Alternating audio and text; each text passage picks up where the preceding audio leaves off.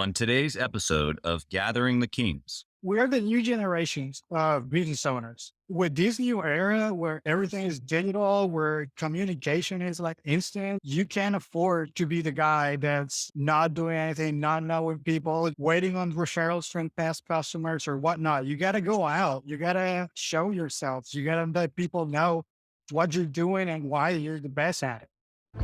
You are listening to Gathering the Kings with Chaz Wolfe, featuring fellow 7, 8, and even 9-figure business owners who have real battle scars from business and life, but have prevailed as the king that they are designed to be. We welcome high-performing entrepreneurs to the stage in order to reveal the real of the real on what it takes to build a successful business today. We dissect the good and bad decisions they've made along the way that give a true and accurate picture of the journey of success and how you too can get there. Through this dialogue, you will learn the value of growing your network and surrounding yourself with power players and kings like today's guest. Grab your pen and notebook because we're about to dive in.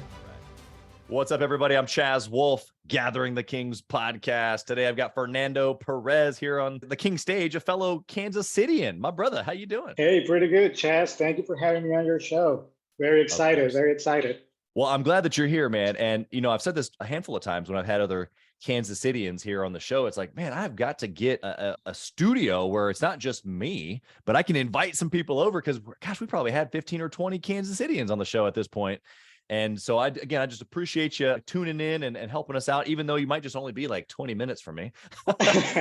We're not that far, but we're going to bring some value here to the listeners. What kind of business do you got, brother? So I own 2 businesses. One of my businesses is real estate. It's called Flip It KC. As the name says, we flip houses in the KC metro area. And my second business is called F&J Services. We are a house remodeling and outdoor living services. We do high-end outdoor living. Yeah, man. So if you're in Kansas City and you need an outdoor kitchen or a high-end remodel, this is your guy. The guy. Love the perspective and all the different things that you're going to bring to this conversation, especially since you're on the real estate side as well. We're going to have lots to talk about. Before we jump in, though, Fernando, you're a young guy like me. You're hard after it, I'm sure, even though you've already had a bunch of success. So my question is, you're at this level. Why not just sail away into the sunset, take all your money and run? Why are you still building this thing? Why are you after it hardcore like I am? There's no way that I'm taking the money and just running away. If I'm at this point, the success, I'm just going to keep pushing and going further and further because I already made it this far. So one of the things that like keeps me going, it's my family. I have a wife. I have 2 daughters. They're 3 years old, and my second daughter is turning 1 on Friday.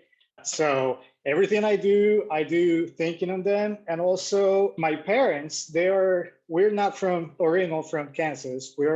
I was born in Venezuela. My parents are Venezuelan.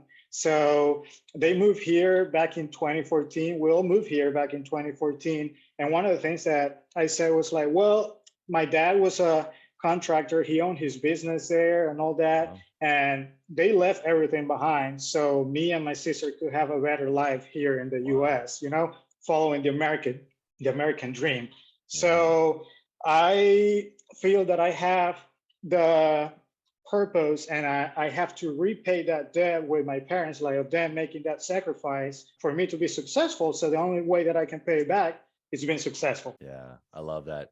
So cut and dry, honestly, the way that you say it, it's not a weight, the debt that you're paying back. It's an honor, actually. Would you agree? It is, because since I was little, my dad was an entrepreneur. He owned his businesses. He owned land and raised cattle and all that. And I was raised with that mentality of like, I never saw him like punching in and punching out a 9-to-5 job or whatnot. So right. I was like, I want that. I want to be able to say, well, today I'm just going to spend the day with my family or go do what I want. And he did it. And I think that's great. And I wanted to do it so he can see that I was successful and that I reached what he wanted me to. Yeah, that's right. Yeah, I just appreciate that perspective because I think there's a lot of entrepreneurs, even like me, who are here today listening to your story, who are first-time generation, right? First-time entrepreneurs or first-generation entrepreneurs.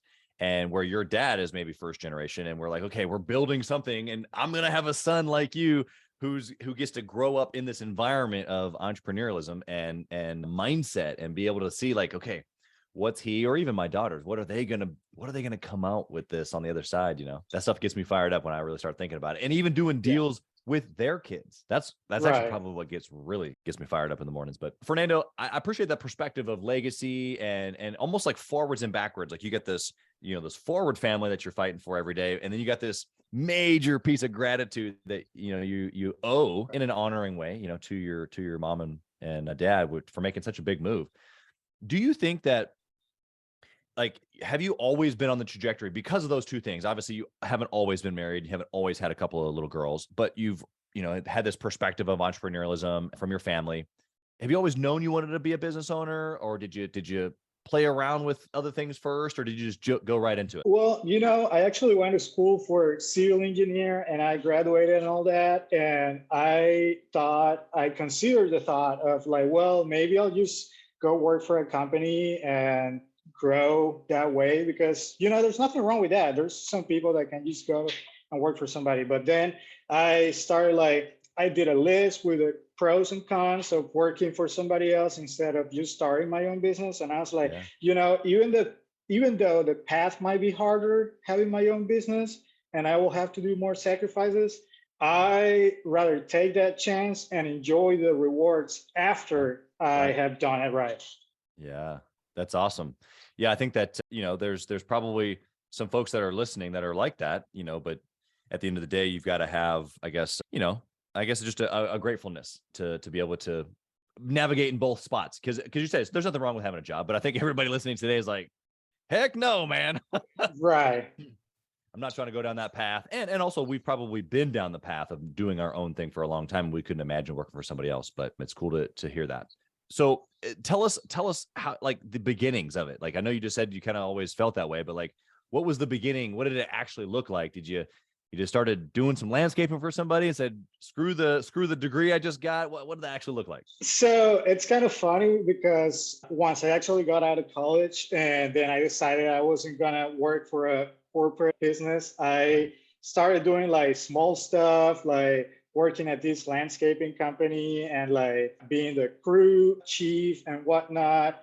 And then I realized that this company that I work for, I'm not gonna say names, but they had like many flaws that I saw that were easy to like fix and be more efficient. And I was like, man, if they can do it and they can make money, even though they're not doing it the most efficient way, I can jump in. And if I do it right, I can make money out of this. That's kind of how I started. One day, contractor, my friend Zach, who I'm thankful for, he called me and he said like, hey man, do you want to come work for me? I was still at the landscaping company. And I was like, well, what do you have to offer? And he offered me a good deal. So I was like, yeah, let's do it. After 1 year working with him and all that, I started lining up my own projects. I told him, hey, Zach, I like working with you, but I kind of want to do my own thing, as I always been telling you. It's like, cool, man. So I started with F&J. I booked my first project in November of 2016. It was a painting project. I have no clue. I have no idea. But the customer asked me like, hey, do you guys do painting? I was like, yes, we do.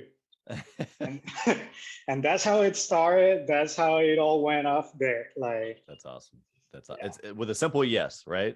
Yeah. I'm sure that you've said a lot of yeses along the way, and you're probably now more focused on the no's, but I'm sure we'll get to that here in a little bit. I want to know, especially maybe early on when you were just talking about maybe, building those first couple of years, because you've been successful, man. Like, looking back, I mean, I know it hasn't always been, probably the easiest, but you've been successful. You started with literally nothing. When I'm sure when your family moved here, there wasn't a whole lot of luggage that came with you, so your story is inspiring. But in those first couple of years, what was a good decision that you made? Right. So you're a young guy, you're saying yes to some stuff that you don't even have a clue how to do. What was something that you did that you're like, man, I would do this over and over and over again? Save my money and don't go crazy after like started bringing in money after the first few projects. Like I have friends that they will go and buy a fancy truck or whatnot, go on a vacation. I was like, well, I have this money. I need to buy more equipment. I need to reinvest it. And that's how it went from there. That's awesome. Yeah, not being money safe. Where do you think that came from? Is that a principle that your parents instilled in you, or did you just happen to have that inside you? What? That was 100% my dad. My dad, as him being a business owner, he told me like, hey man, you can't go crazy whenever you start making money. You gotta reinvest it, because if not, you're gonna be successful a couple of years and then you're gonna have so much debt you'll have to like close it. So, okay. Yeah.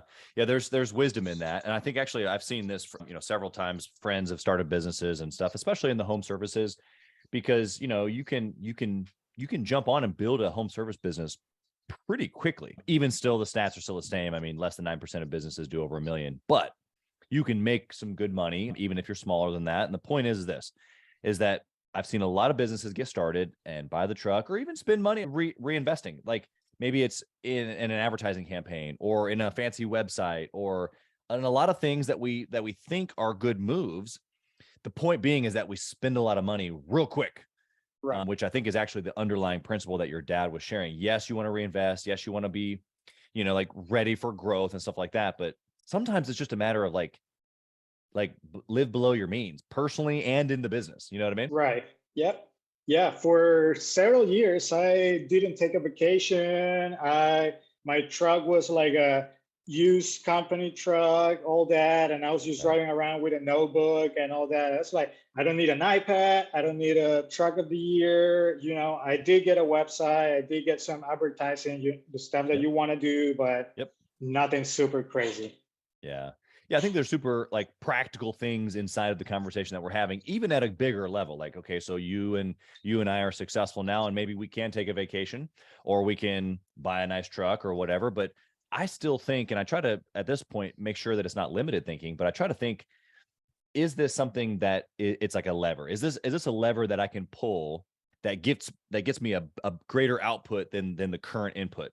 And, and I think when you think like that, then you start not necessarily second guessing things of, don't spend money or being lack-minded, but more so like strategic and going, okay, well, I have, $50,000 or $100,000 or $500,000 to spend.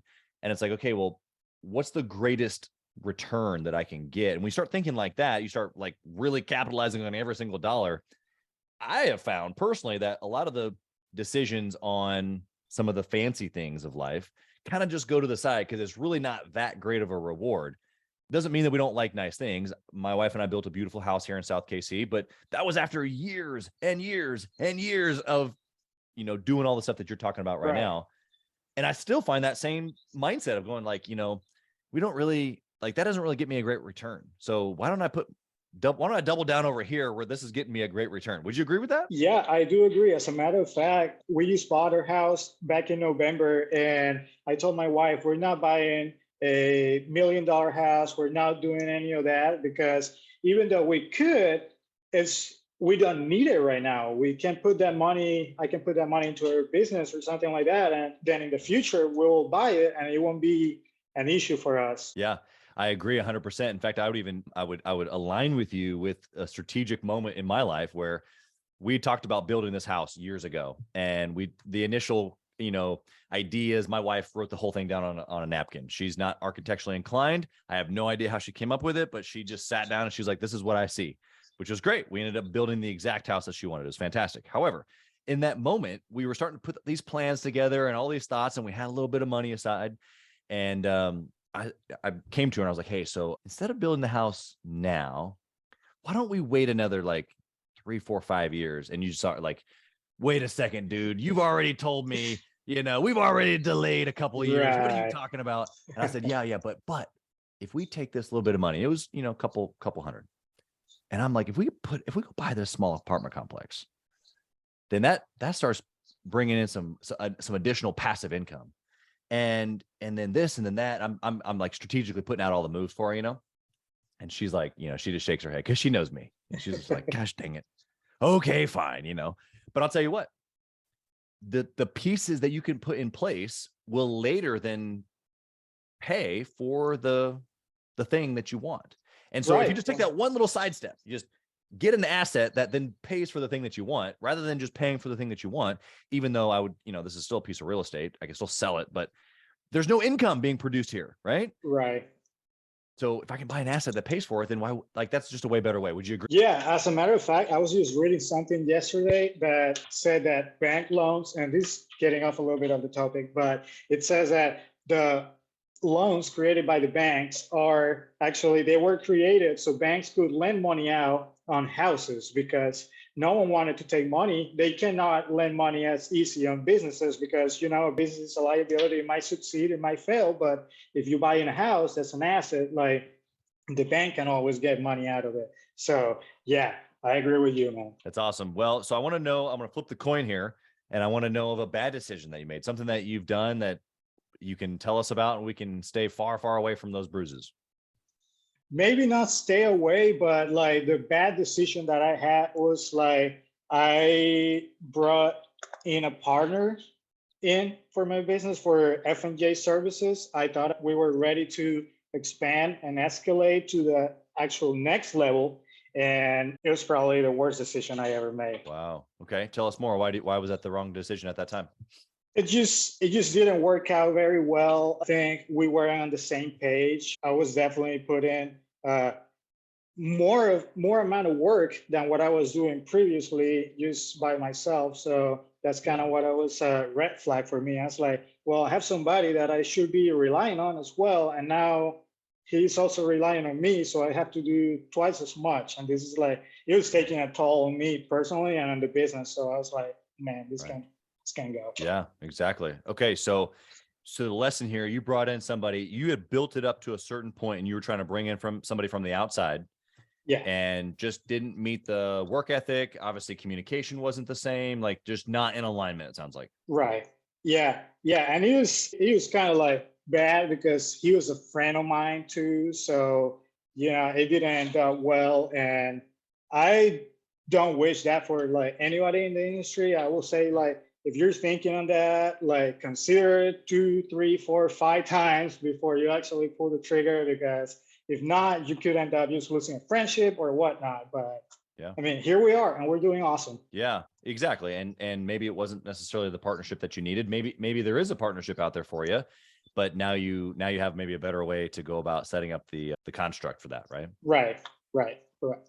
Do you think that getting to that level that you were desiring before, do you think a partnership is an important piece of that, or was that just like a myth in your mind? Well, so I thought it was actually a key part of my expanding process, but you know what? I came to the realization after it didn't work out and I had to still do all that by myself, and I did it. I came to the realization, well, that was just something that I was thinking on, but I didn't really need it because I'm still here and I'm still taking my business to the next level. So yeah, I just had to put extra energy and just power through. But it's awesome. I appreciate the perspective there. And I think that we've all considered or thought about partnership. I have multiple partnerships that I've entered into, but you're right. A lot of it's based on strategic leverage and obviously very clear communication. What's your role? What's mine?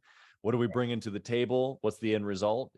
How do we exit if this doesn't work out so good, right? Yeah, it's a whole process. It's a whole process, and just people think it's easy. And the hardest part, as you say, is like exiting whenever it doesn't work. In this case, like, how do you do it in a way that everyone's happy? Right. Unfortunately, in our case, not everyone was happy, but it's business. What I say, business is business, and a friendship or family, it's separate. So we got to handle it that way, and we can all be good. We're all grown people. So that's right. Well, that's great. That's great perspective. What do you use, Fernando, for decision-making steps, if you will? If something comes across your desk today, it's a big, financial decision or a marketing decision or a hiring decision. Is there a certain methodology or a mindset that you follow when it comes to making good decisions? Yeah, I never make a decision right at the moment of the opportunity or the decision being presented to me. I sit on it. I think about it. I still have my dad. He's still around here, so I can just talk to him, hear his opinion, call other fellow business owners. Yeah. Now, hear what they have to say. And I even will go online and just do some research because, I'm one of those persons that like to know everything about what I'm going to get into. It might be good or bad, but I want to know everything. So I do some research, think about it, talk to people. And once I have enough information that I can form my own idea, then that's when I proceed to make a decision. Yeah, love that. The younger Fernando, would he have made decisions like that? Has that always been a skill set of yours, or have you grown into that process? Now, the younger Fernando, he was very impulsive. As I said, he will say yes to everything, and mostly yes. Like I would say no to barely anything, but then I came to the realization, like always saying yes at the beginning is not the best. You got to think through, you got to do your research, and just think with your mind cold. Yeah.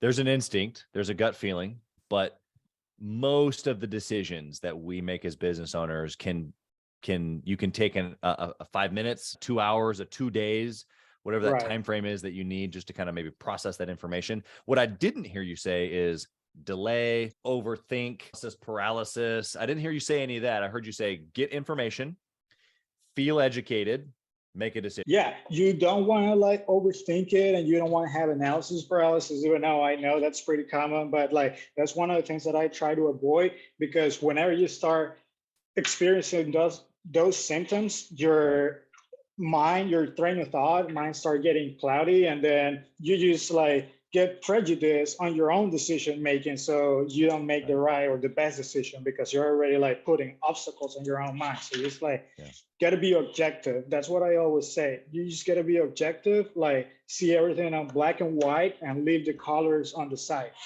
Yep, understood. I think you're giving really, really good stuff. So I hope the listeners paying close attention. I want to go to the speed round here, Fernando. And my first question is always around KPIs. I say it like this: if you could only pick one thing to track inside your real estate or inside your remodeling business, what would it be? Profit. Okay, why? Yeah, because I guess it's pretty simple. We are all in business to make money, right? So one of the things that I will say is like when you have a good understanding of your profit, then you can see if you have set goals, let's say for your business and on a certain amount of profit, you can track that like goal or that percentage of success that you're having. Based on that, you can see, oh, well, this is not what I have projected for this month or year or whatnot. So then checking those numbers, then you can just actually check the other metrics. Then, oh, what's going on that's not giving me the profit that I was expecting? Is it the efficiency? Is it the employees? What? But you can always check based on that. Yeah, I think that will be the best. Yeah, the mindset that Fernando is talking about right now is exactly why I asked this question. So obviously, if you're listening right now and you've heard any more than just one person on this show, you realize that I get answers all across the board on this question, which is great. And the point really is that there, as a business owner, there has to be some one quick metric that you, as long as I know this thing, it like trickles down, to the rest of the business, which is exactly what Fernando just described. He said, if I know this number here, and if it's on pace, then we're good. If it's not on pace, then it tells me there's problems, that there's an indicator. And so then I dig in a little further. And that's how you work on the business as opposed to in the business. I don't necessarily need to know all the numbers underneath, although I'm not suggesting that you don't track other things. Don't get me wrong here, okay? There's lots of things that I track, and I think business owners like you and I know there are key metrics, key indicators, and getting in there and making sure that there's either me or someone is managing that number makes sense. However, working on the business as opposed to in the business means you are managing a figure, not necessarily a team or not necessarily a process even. There's like multiple layers going backwards. You have to be, there's a team, there's people, there's a thing, there's a widget. Then there's a process that helps manage the widget. Then potentially there's a manager, or you've got a GC, or you got a foreman or someone managing the process and the people. And then as a business owner, you're managing a number that then gives the result of that division or that project or whatever. And there's certain metrics that if you follow those numbers, and what Fernando is saying is that they're indicators. If it's an indicator that's showing it's off, then I dig in further. I have a follow-up meeting with this GC or this foreman, or I have a follow-up with the team manager or whatever. And we dig into what the actual process is. Is it a people person? Is it a process person? Is it an efficiency thing? Like all the things that he just mentioned, super good information. What would you add on to that, Fernando? No, you pretty much cover everything, but that's exactly what I do. I check the profit and then I meet with my contractors, my subcontractors, and then we talk about it and say like, hey, so this is not what we're expecting. What happened here? Then we'll figure out, well, it was a delay because of permits, it was the materials, or it was this, but you can always have an idea if something is going smooth or not based on the numbers that you have projected. Yep, exactly. Love it. Okay. What book or resource would you recommend for a business owner trying to? So I read this book and it's called The E-Myth. And it's called Why Most Contractor Businesses Don't Work and What to Do About It. That is a good business book. And I got it actually not too long ago. I think it was like 4 or 5 months ago. And it's been great. It's one of the best books I read so far. Yeah. And so give us a little mindset there. What's it helped you grow into even just over the last couple of months? So it kind of guides you through the process. And that's one of the things that I started doing. It was just like, instead of trying to do a whole bunch of things as a business owner, as a contractor, you got to narrow down that focus on what your actual function or like role in the company is, instead of trying to wear all the hats and all that stuff, because then you will never take your business to the next level. Right. Or succeed for that matter. Yeah, exactly. Otherwise you stay confused. Right. Doing too many things at once. I think if the listener right now relates, they're shaking their head going, yeah, I've been there. Or the other guys listening going, man, that's me right now, So grab the book. There's plenty of others like it, but that's a great recommendation. And there's, to your point, you didn't really say this, but there's several versions of that book. E-Myth for contractors, E-Myth, down the line. So I think that there's a lot of variation even within that system. That makes a lot of sense. Right. What would you say, Fernando, about intentionally networking or masterminding with other entrepreneurs? I love networking. That's actually one of the things that I encourage people to do, and I encourage my fellow contractors to do, is like attend to business networking groups, just attend to like get-togethers with like people in your own like industry, go out to conventions, do all that stuff. I just got back from Vegas for the International Builder Show. I was there. It was my first time. I went there by myself. And I was like, I told my wife, hey, I'm going there. And she's like, oh, yeah, you're just going to go party and gamble. I was like, no, there's just all these salesmen and all these people that are in the same industry that I would like for them to know me. And I would like to know what they have to offer, because networking, that's how you do business. I love networking. That's awesome.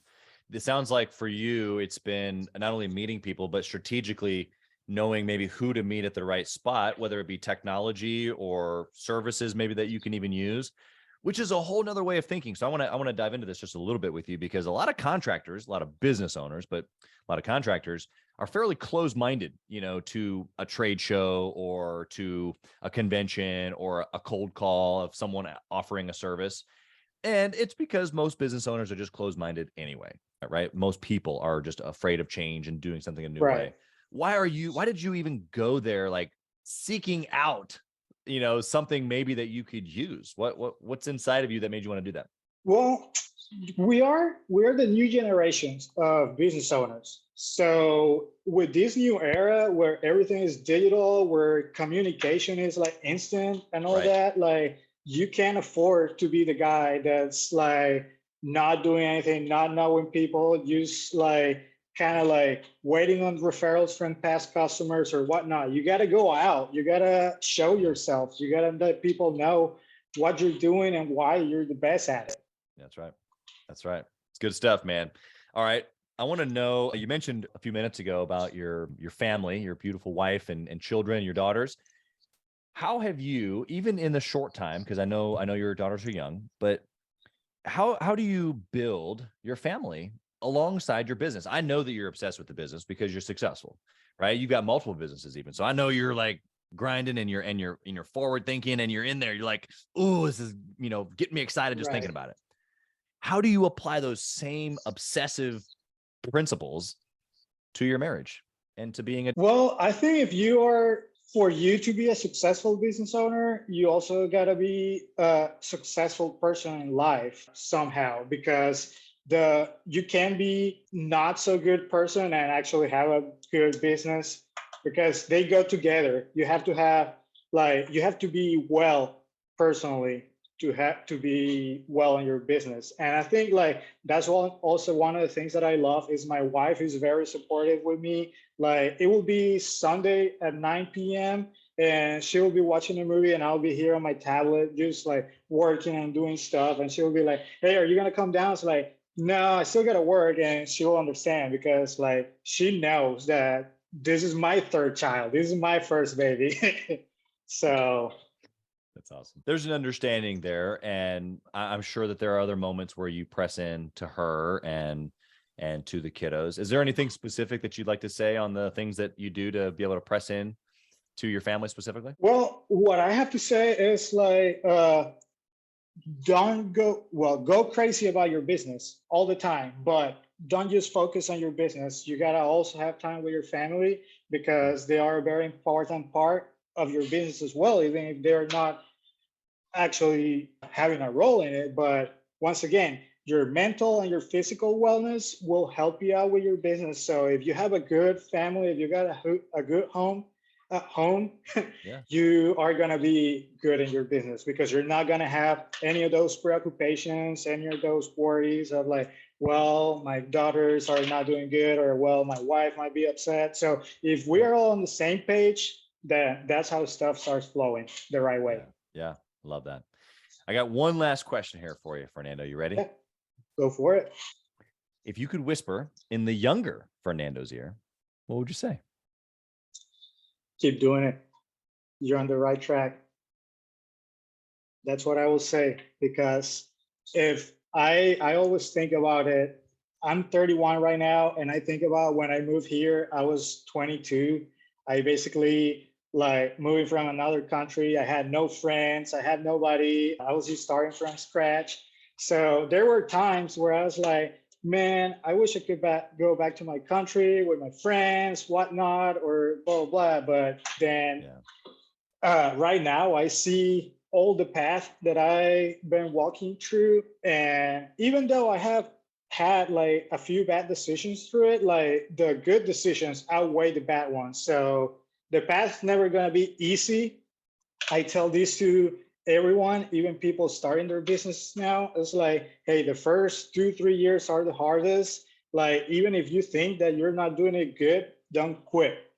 Just keep doing it. Ask people. I want to help you. I know other people out there will help you. Right. Business owners. They want other business owner to be successful. So I always encourage people to do it. Yeah, I think just to give you, the listener, just a really quick example here. The very first thing that I opened up this podcast with was a little promotion. Fernando, I said, hey, if you're here in the Kansas City area, this might be your guy for a remodel. I own a remodeling company here in Kansas City. Like, what? Now, granted, it's a portfolio company. I'm not involved in it every single day, but that just is a great example of what he just said, is that I'm a fellow business owner in the same metro who gave him a platform, a literal platform, and a promotion for the same service that I offer. It's like, look, there's plenty.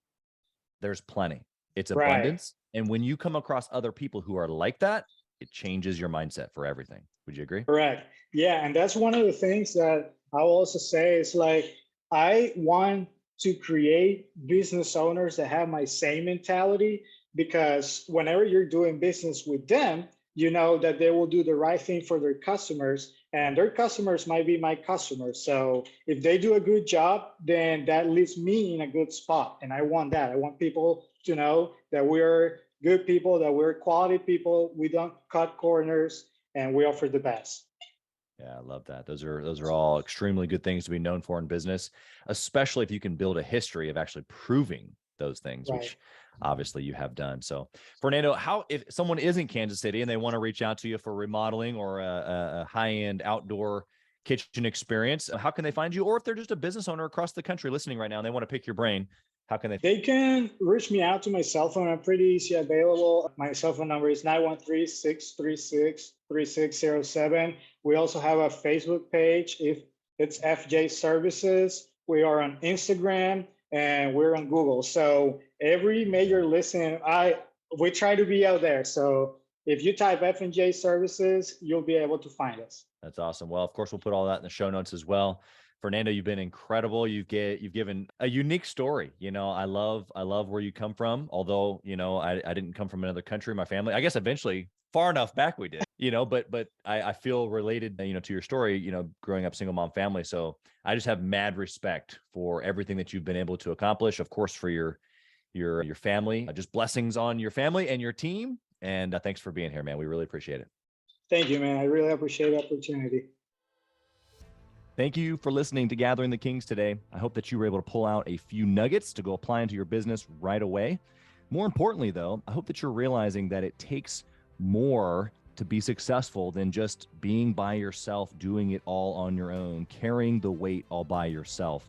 What I have realized, not only in my own journey from multiple businesses and multiple different industries, and now interviewing literally over 200 or 300 other very successful 7, 8, and 9-figure business owners, is that it's tough to do it alone. And so Gathering the Kings literally exists to bring together successful entrepreneurs. In fact, we are putting together 1,000 kings, specifically who are grateful but not done. We're intentionally assembling kings who fight tooth and nail for their business, family, and communities. And here's what we believe, that in the pursuit of excellence in those areas, that it ignites within us the responsibility to govern power and forge a lasting legacy. So if that relates and resonates with you, and you know that you need people around you, sharp, qualified, other very successful business owners, I want you to go to gatheringthekings.com. I want you to take a look at what we're doing and see if it makes sense for you to be part of our pursuit to 1,000 kings. Talk soon.